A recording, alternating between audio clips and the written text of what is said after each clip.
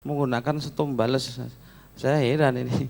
Jadi kok dukungannya setom bales, padahal biasanya kalau tanah uruk pasti fibro, nggak bisa jalan tuh Pak. Setom bales itu kan untuk aspal ya, biasanya gitu. Terus tidak ada dukungan bulldozer. Nah, hal-hal seperti ini apakah bisa, bagaimana Pucuk Welby menyikapi ini Pak? Karena pada akhirnya kan tetap jalan, saya lihat jalan terus, saya lihat kok nggak ada berhentinya, nggak ada revisi, nggak ada apa. Terus pelaksanaan di lapangan nanti seperti apa? Jadi yang saya ingin tegaskan, apakah seandainya di dalam penawaran di Pucuk Welby ternyata tidak sama dengan pelaksanaan di lapangan ini, apakah bisa menjadi masalah Pak? Saya kira itu saja dulu, terima kasih. Assalamualaikum warahmatullahi wabarakatuh. Selanjutnya, tadi yang di sana Mas, 2 orang ya. ULP itu bergerak di hulu, nah tadi yang diceritakan hilir, jadi unsur pengawasan harusnya. Tapi juga menyangkut tadi, illegal mining itu harusnya tercakup di dalam Bestek itu. Saya nggak tahu namanya sekarang Bestek apa. Assalamualaikum warahmatullahi wabarakatuh. Kami utusan dari CV KOI masih kecil dan saya orang baru di sini. Baru pertama kali, namun temannya kok sudah banyak sekali ternyata begitu. Yang pertama sebetulnya kami akan menyampaikan dari judul musyawarah daerah ini karena ada kata-kata profesional, efisien, dan berdaya saing tinggi. Nah ini kata efisiensi ini, efisien ini saya khawatir disalahgunakan oleh para pengguna jasa ini Pak. Artinya apa? Nanti besteknya rotok kekandelan terus akhirnya dilongi ya supaya efisiensi ya. Ini saya hanya kritik saja karena sudah terlanjur dibahas, enggak apa-apa. Yang kedua ke Pak Manahara, yaitu tadi disampaikan masalah Dewan Sengketa, terus kemudian ketetapan hukum kelanjutan pekerjaan walaupun diprotes dan sebagainya. Ini memang mestinya ini sangat-sangat membantu oleh pihak ketiga karena pada tahun kemarin yang saya amati, mohon maaf saya jadi bergabung ke jasa konstruksi baru pertama tapi saya mengamati agak lama Pak. Karena kemarin-kemarin juga sering juga ikut dipanggil, jadi ada jasa konstruksi yang dipanggil kepolisian atau kejaksaan itu tanpa ada pendamping sama sekali dari lawyernya asosiasi. Mestinya ini nanti juga jadi penggalian supaya apa? Supaya teman-teman yang di jasa konstruksi ini punya keberanian untuk berbicara masalah profesional dan berdaya saing tinggi tadi Pak. Tapi tidak ada efisiensinya karena dia tidak melakukan efisiensi, saya kira itu Pak. Yang kemudian, saya juga gak enak juga ya dengan Pak Baryoto gitu. Mohon maaf, saya hanya sedikit saja menyampaikan, jadi nanti tidak perlu ditanggapi. Karena yang namanya versi 4 ini pihak LPSE itu belum siap. Kalau jasa konstruksi sudah siap, karena persyaratan penawarannya dan lain sebagainya, dia tinggal ngupload aja. Kemudian LPSE ini kan butuh ngoreksi, apalagi tadi yang namanya aritmatiknya itu adalah otomatis, yang kemarin sampai diundur 2 minggu dan lain sebagainya. Sehingga itu kemudian menjadi lelang ulang. Bahkan kemarin dari Bu Sekda pun juga menelpon ada apa sebetulnya ULP ini kan begitu ya. Apakah ada permainan karena jagonya kalah dan lain sebagainya. Lah inilah untuk menghindari hal-hal yang negatif. Sebetulnya sistem saja yang sebetulnya ada perubahan versi 3 ke 4 itu ada perubahan yang ternyata Jakarta itu belum siap. Nah ini monggo uji cobanya, karena terutama untuk jasa konstruksi yang konstruksi, bukan pengadaan barang. Kalau pengadaan barang terus yang ringan-ringan itu memang otomatis gampang, itu bisa RAB-nya sudah muncul dan sebagainya. Aritmatiknya, maksud saya aritmatiknya sudah muncul dan sebagainya. Kemudian saya sampaikan pertanyaan juga kepada Pak Widodo. Jadi ini kalau selama ini kita Indonesia terutamanya khususnya Jogja itu saingannya masih kalah dengan Malaysia dan lain sebagainya ya. Untuk jasa konstruksinya ya ini perlu juga kita koreksi kepada perencana. Perlu juga koreksi kepada pemilik anggaran. Nyun sewu, dalam anggaran itu kalau sudah menentukan angka rupiah, kemudian dalam perencanaannya itu saya mintanya sampai sekian, ternyata enggak cukup, itu kemudian banyak sekali yang dikurangi, Pak. Sehingga bahasanya kontraktor itu regone elek. Nah, nek regone elek, akhirnya kontraktor itu biasa melakukan itu adalah delosor-delosoran. Ya, tidak pernah melihat harga yang profesional. Nah, sehingga kalau sudah delosor-delosoran akhirnya apa? Terjadi efisiensi tadi kan gitu. Sehingga kalau sudah efisiensi diperiksa dan lain sebagainya, ini akan menjadi sesuatu yang jadi bumerang bagi pelaku jasa konstruksi. Sehingga inilah Pak kendala yang ada di dalam, mungkin Pak Baroto selaku ULP-nya nanti tadi itu dalam melelang ini kan tidak bisa semua angka perencanaan itu dikontrol dengan baik. Jadi hanya tertentu saja. Lah karena banyaknya perencanaan ini kadang-kadang muncul anggaran yang jelek, anggaran yang baik kan gitu. Saya kira sampun bisa ditangkap. Sedap, nggih. Kemudian nyun sewu, masalah juga tenaga ahli. Saat ini tenaga ahli itu yang disyaratkan banyak sekali pada waktu mengikuti pelelangan jasa konstruksi.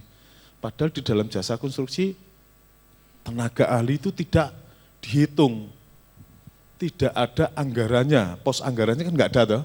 Nah, sehingga apa? Itu harus dibebankan pada biaya konstruksinya. Mana mungkin konstruksi itu akan baik kalau terbebani dengan dengan tenaga ahli itu. Karena banyaknya. Saya kira itu mohon jadi penggalian kepada Pak Widodo. Terima kasih. Akhirul kalam. Assalamualaikum warahmatullahi wabarakatuh. Yang terakhir ya, di belakangnya. Satu di belakangnya itu tuh. Di belakang Mas.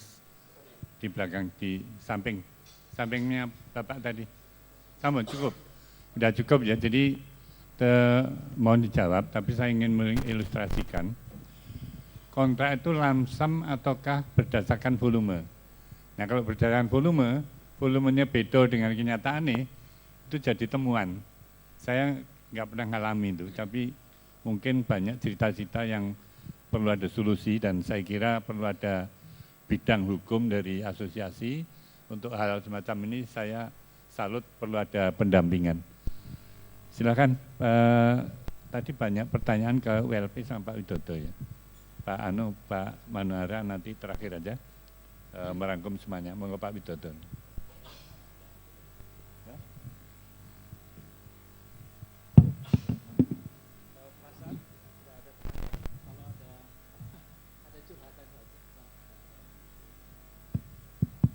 Perasaan hanya curhatan-curhatan saja. Oh iya.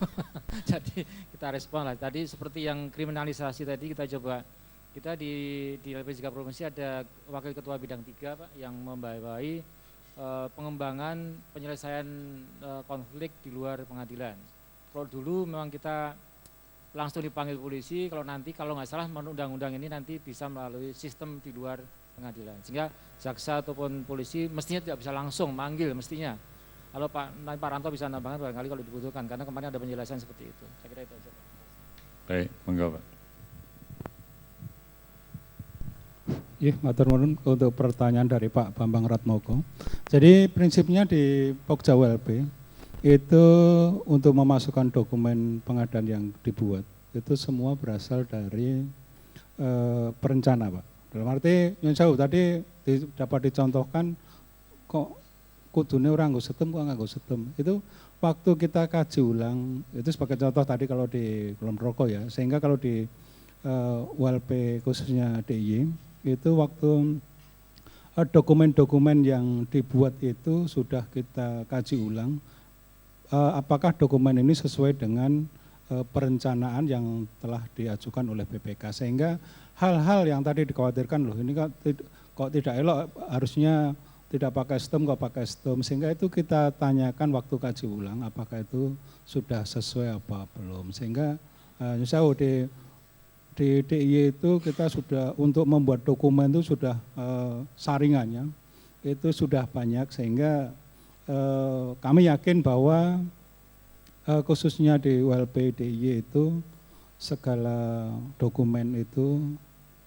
berasal atau tidak nambahi lagi Pokja itu aturan apa tambahan-tambahan persyaratan itu sesuai dengan perencanaan yang diajukan oleh PPK. Intinya gitu Pak, sehingga jangan khawatir nanti loh kok orang tadi terus kemudian bisa di pelaksanaan kok tidak sesuai dengan perencanaan. Saya kira nanti justru itu di pengawasan Pak. Kita kalau di ULP ini bagaimana dokumen itu bisa diupload oleh semua penyedia sehingga mendapatkan tidak ada kata tadi sembunyi-sembunyi ataupun persyaratan yang disembunyikan. Saya kira intinya gitu Pak. Kemudian pertanyaan dari tadi sebenarnya kami juga Pak Joni dulu kan kepala WLP Pak, tapi sekarang sudah.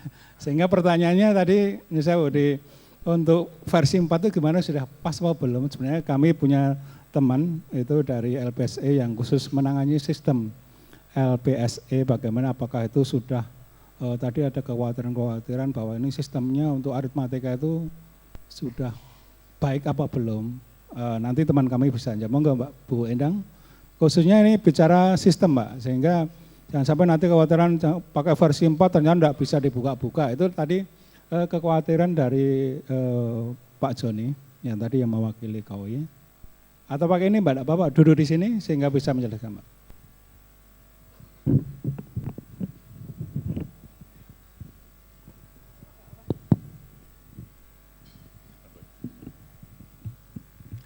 Terima kasih, mohon izin Pak Baroto, mohon izin Bapak.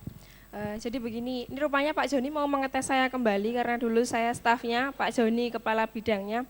Jadi begini Pak, untuk versi 4 memang akhir tahun 2016 dan awal tahun 2017 memang masih mengalami gangguan. Tapi saat ini sudah lancar kembali dan sudah bisa digunakan untuk konstruksi dan beberapa lelang yang lain, jasa lainnya, barang dan lain-lain sudah bisa lancar. Untuk koreksi aritmatik juga sudah lancar Pak. Memang kalau yang awal-awal masih mengalami kendala karena versi 36 ke 4 itu perubahannya sangat frontal. Di 36 itu not aplikasi base, tapi kalau di versi 4 aplikasi base. Jadi perubahannya sangat frontal, memang sangat mengganggu, tapi saat ini sudah lancar kembali Pak. Dan kami juga sedikit akan mengumumkan bahwa di versi 4 ini ada e-lelang cepat, di mana lelang cepat hanya berkisar 3 sampai 4 hari. Jadi Bapak Ibu yang mohon maaf ini notabene tamunya dari perusahaan-perusahaan ya, jangan lupa untuk mengisi sikap.lkpp.go.id. Jadi nanti di situ mengisi data penyedia. Untuk lelang cepat yang dilaksanakan oleh pemerintah, jika Bapak Ibu tidak mengisi aplikasi data penyedia di Sikap, maka Bapak Ibu tidak akan pernah mendapatkan undangan dan tidak akan pernah dapat mengklik setuju ikut lelang. Jadi untuk kelebihannya di versi 4 ada lelang cepat yang 3 sampai 4 hari selesai. Semua evaluasi dilakukan oleh sistem. Jadi ketika pembukaan penawaran yang dipertarungkan adalah harga, karena di situ ketentuannya Pokja boleh menyebut merek. Ada ketentuannya di Perka LKPP nomor 1 tahun 2015 dan di pasal 110 di Perpres nomor 4. Ngoten Pak Joni, kinten-kinten kula sampun lulus uji. Begitu Pak Baroto. Terima kasih.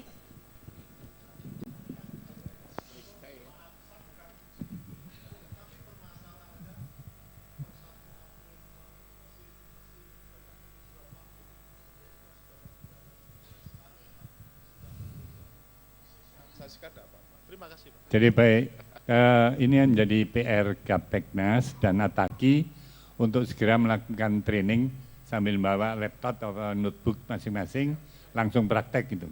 Jadi kalau ada masalah bisa langsung disolusi. Silakan terakhir Pak Manara. Terima kasih. Dari Bambang Ratmoko tadi, dari Kulon Progo. Saya senang karena beliau ini memang teman kita berjuang sejak dari awal. Ada beberapa hal yang mungkin saya akan sampaikan di sini.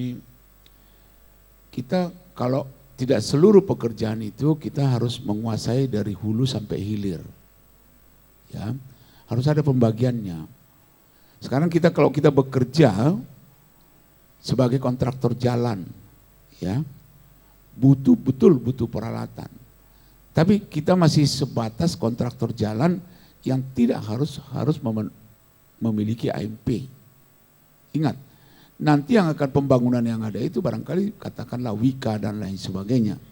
Kontraktor-kontraktor besar yang sudah mempunyai alat peralatan itu. Jadi tidak gampang membangun, bergabung 100 orang, mendapatkan uang 100 juta. Tidak gampang memanage itu. Jadi mungkin itu, bolehlah itu satu cita-cita, tapi mungkin agak sulit ya. Nah, dan mungkin untuk peralatan sekarang kan di dalam yang AMP itu tidak dibutuhkan kalau umpamanya sebatas kontraktor batas tertentu. Ya. Kemudian untuk beliau tadi yang terakhir, betul Pak, tadi ada judul profesional, efisien, berdaya saing tinggi.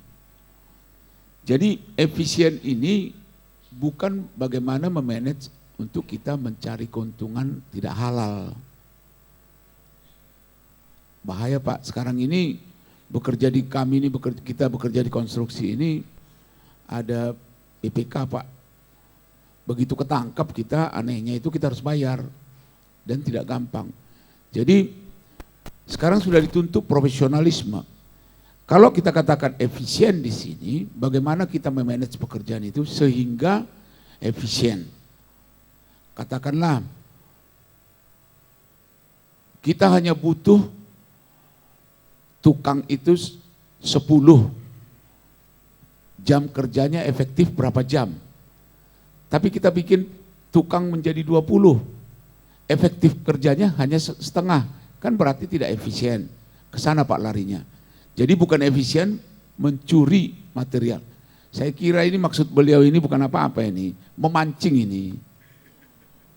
Ya, memancing. Jangan nanti efisien, nah ini pinjam suara saya, jangan efisien untuk mencuri, gitu Pak maksudnya Pak.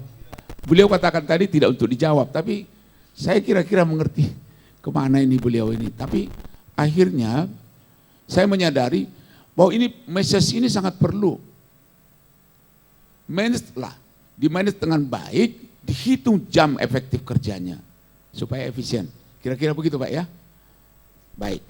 Kemudian soal Dewan Sengketa Ketetapan Hukum, beliau juga mencoba mengangkat ini. Kalau selama ini kita kerja, saya juga banyak kerja di daerah, ya. Paling takut kita sama LSM loh. LSM bisa masuk gak jelas di luar sana, ngancam kita, ngancam PPK. Ya kan? Mau lapor polisi. Tapi kebetulan, mohon maaf, saya kebetulan orang Batak. Orang Batak itu banyak juga teman saya LSM. Ya, orang pinter banyak. Saya begitu diajak ada orang ngomong begitu, saya tidak usah sebut. Saya pernah bekerja di proyek di Jogja ini. PPK kita ya, PPK kita diancam sama LSM. Saya diancam, langsung saya bilang, coba kau ancam, kau kerjain gitu. Enggak dikerjain lagi, takut dia. Tapi kan nggak banyak kita mau melawan. Kenapa saya berani melawan itu? Karena saya yakini saya tidak bekerja untuk cari efisien, cari duit sendiri gitu loh Pak. Kita bekerja benar. Nah, tetapi banyak kita ragu di dalam, andaikan pun ada masalah, sekarang ini tidak boleh lagi kita sembarang ditangkap jaksa langsung, polisi kan begitu Pak ya. Undang-undang yang baru ini menjaga itu. Ya. Ada dewan sengketa, arbitrase dan lain sebagainya nanti. Itu yang mau dihidupkan. Jadi kalau ada tiba-tiba perkara, pekerjaan itu diteruskan, tidak menjadi stuck dia, tidak menjadi mangkrak ya, jenis sebutannya mangkrak Pak ya. Tidak boleh ada cerita mangkrak lagi. Yang terkenal mangkrak sekarang ini kan Hambalang. Tidak boleh ada cerita begitu lagi, kerja terus begitu. Jadi saya kira saya sudah jawab ya Pak ya. Ini tidak boleh lagi polisi dan jaksa masuk ya Pak ya. Terus mengenai tenaga ahli syaratnya banyak. Ini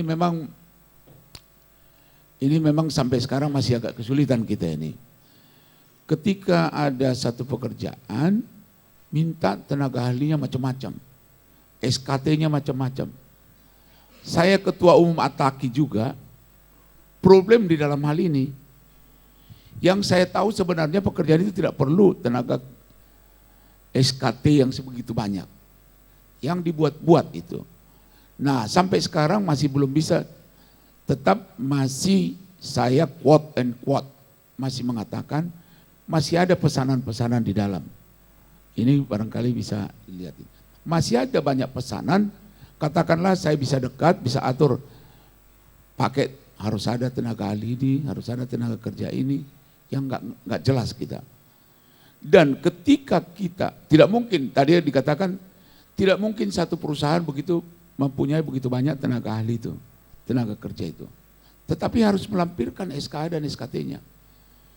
Sekali kita tender Pak, untuk memenuhi tenaga ahli ini atau tenaga kerja, taruh proyeknya itu barangkali mungkin proyek katakan nggak sampai, berkisar 10 miliar.